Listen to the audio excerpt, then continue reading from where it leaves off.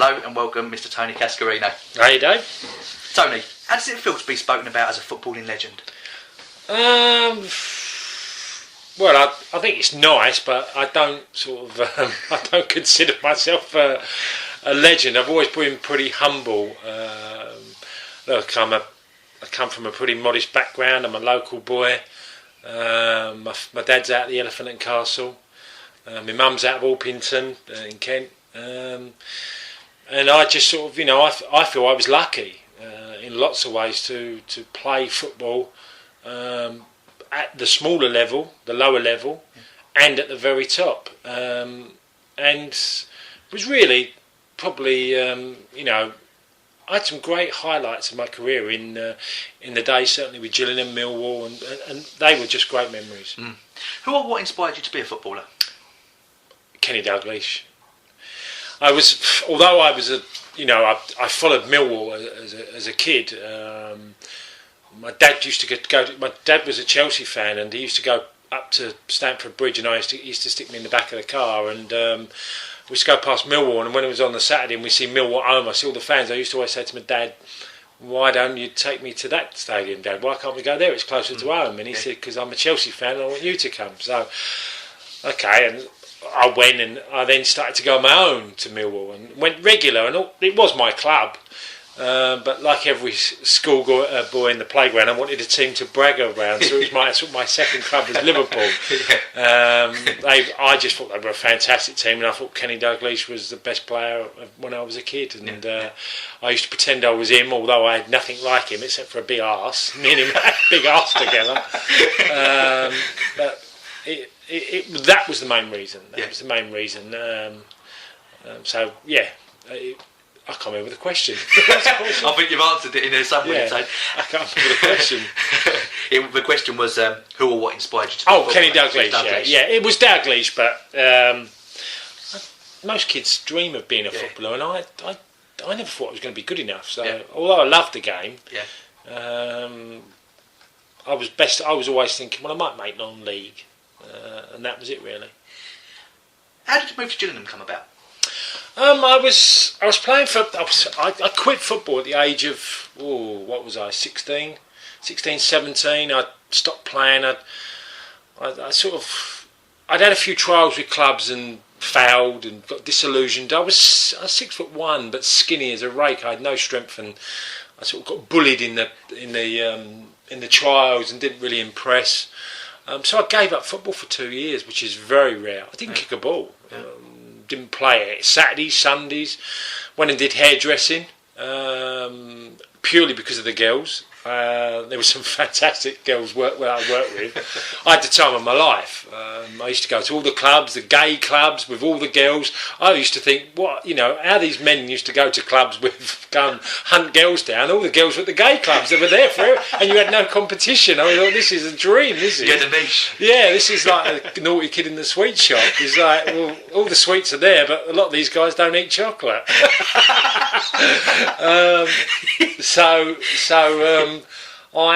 I sort of went along with the scene, got caught up in the punk era, loved it, and then the mod era and all the futuristic music, and I with this girl that we would never. She looked identical to Blondie, and I used to fancy her like chronic, and but we never got together. We just stayed mates. We were really good mates, and we used to go to all the clubs together. The bands were playing, we go and see all that. So football was for 2 years non-existent to me. I didn't even think about it. Didn't go. I'd tell a lie. I used to go to Millwall every now and again with my pals, because I had a lot of pals who were Millwall fans. So I sort of drifted away from football, and then Crock and Hill were playing in the Kent League at the time, and my dad's friend said that, would you go and have a trial with them? And I was like, okay, I'll go and have a trial. I'm not overly fast. And the manager at the time was a lad called Steve Wishart, who's very close to me now, probably as good a friend of ours I've got in the world. And he came along to try, and he said, "Where do you play?" And I thought, I don't want to be a centre forward. I said centre half. So I had a try, and I'd done okay because I played at a decent level. So then he thought, he said, God blimey, you've done okay. So he said, I'm going to stick you on the bench of the game on the Saturday. So I stuck me on the bench, and I came on and played, done okay. And the next week he said, I think I might start you. And he started me at centre half. So I'm playing and I'm doing well. And a centre forward broke his leg in the game. But he knew I'd played centre forward. I think people had whispered him and said to him without me knowing, because he sort of looked at me and said, people told me you're a centre forward, not centre half. And I said, no, I love playing centre half. I wanted to be a centre half. Yeah. So he said during the game, go up front. As the game was going, he went, go up front. So I went up front and I got a goal, and I think we won the game and whatever. And then we played Erith and Belvedere away. And on the way to the game, he let someone know that I was gonna play. And I had my mum's car, and I smashed my mum's car up on the way to Erith and Belvedere's game. Wrote my mum's car off. Got to the stadium, and he said, "You're playing centre forward." Got a hat trick in the game. And we won 3-1 or 3-0. And I stayed centre forward for him for all that season. Yeah. But the sponge man was a guy called Peter Willard, who was the brother-in-law of Keith Peacock. Right. Keith Peacock was manager at Gillingham at the time. Yeah. And he said, go and have a look at the kid we've got up front for us. He said, he's really raw, which I was really raw as a kid. So go and have a look at him. And he came along, and he said, speaking to him now, he said, I saw something in you that I knew that you had the cobwebs of a non-league player, but he said, I saw something in you that told me that you could play at a high level. And he said, he asked me to come for a trial. So I went to Gillingham, and I turned up in me painting overalls and everything for this trial. Got changed with the first team and second reserves and all that. I'm only a 19-year-old kid. And they had a practice match, and the centre half was Steve Bruce. Right. For Gillingham. Yeah. And started playing, and Brucey was probably the best player at that level at that time. And the ball's come in, and as it's come in, I've headed it and took Brucey and the ball in the back of the net. And Brucey's getting at me, he's fucking and blinding, you big fucker, what you doing? And I said to him, get up, you soft twat. and the manager from that said, I took a gamble. He said, I thought you'd be all right. He said, because you just were not intimidated by Steve Bruce or by the team. And he gave me a year's contract from being on trial. I literally left the building site, went to Gillingham, and I found myself 3 hours later sitting in the manager's office, and he's saying, what are you earning on the building site? And I said, I'm £100 a week. He went, well, if I give you £100 a week, do you want a year's contract? And I went, yeah, all right, I'll come down. I was so laid back. Yeah. I just went, yeah, I'll give it a year. And that's how I signed for Gillingham.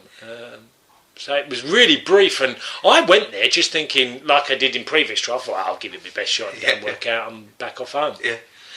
A lot's been said before, Tony. You must be sick to death of answering a question about the tracksuits and congregated iron. I think over the years it's been exaggerated to people letting all sorts in programmes. It's what is it? The 2 loaves and 5 fishes, isn't it? It's been exaggerated.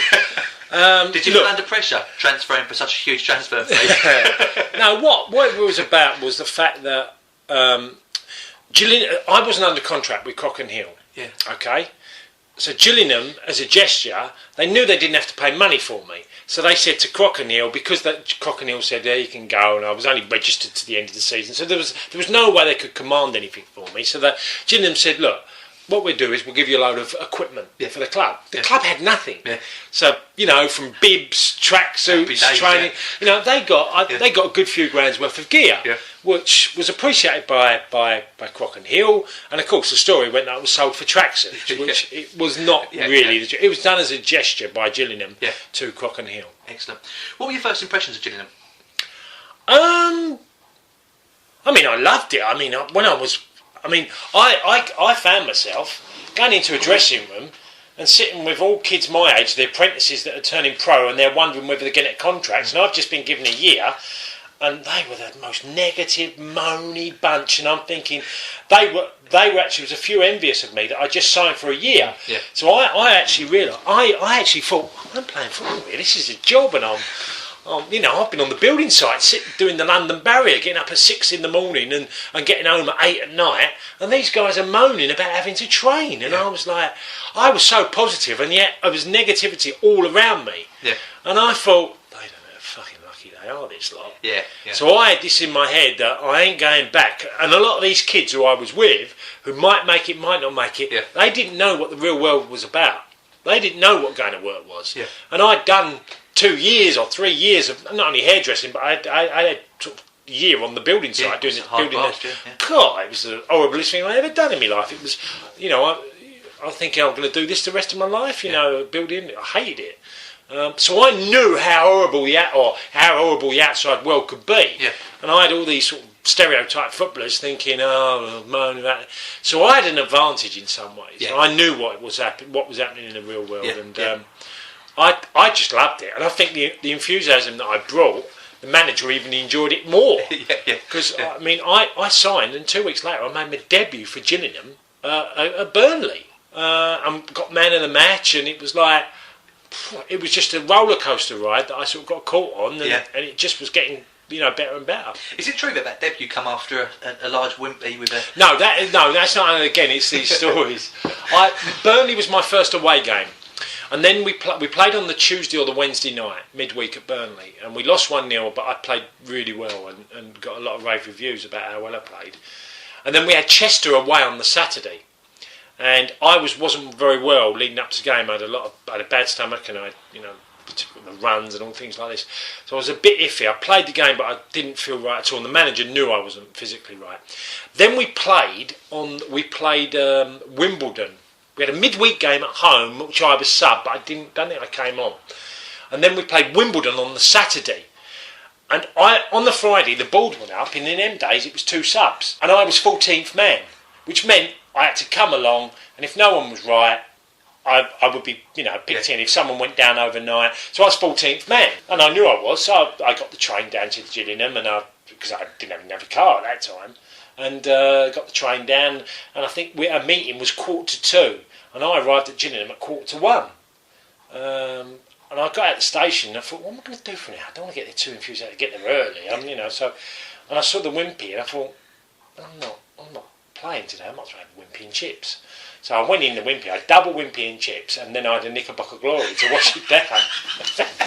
Of course, ate a lot, walked to the stadium, got there for about 25 to 2, 20 to 2, got in, thought nothing more of it, and one of the lads has gone down here overnight.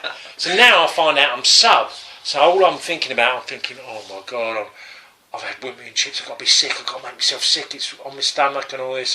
All this is going through my mind. I don't want to say nothing, I'm sitting there thinking, I'm sub, maybe I won't go on. If I only have to go on for 10 minutes, it won't matter. By the time it'll be quarter past 4, but I'm thinking, all this is going through my mind at sort of 1:45, thinking, well, I'll be a lot lighter by then and whatever. So it's all going through my mind. Well, of course, the game kicks off.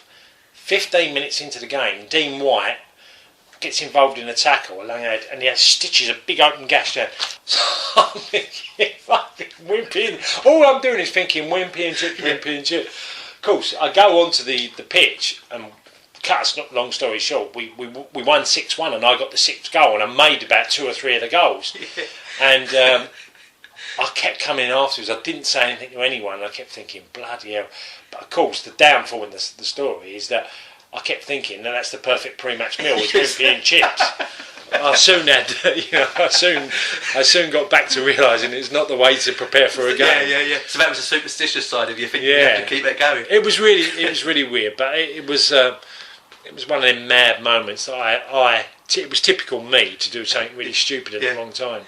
How do you look back at your time in Kent now? Well, I loved it. I stayed there too long. I stayed there for 6 years. Yeah. Mark Haitley left that summer.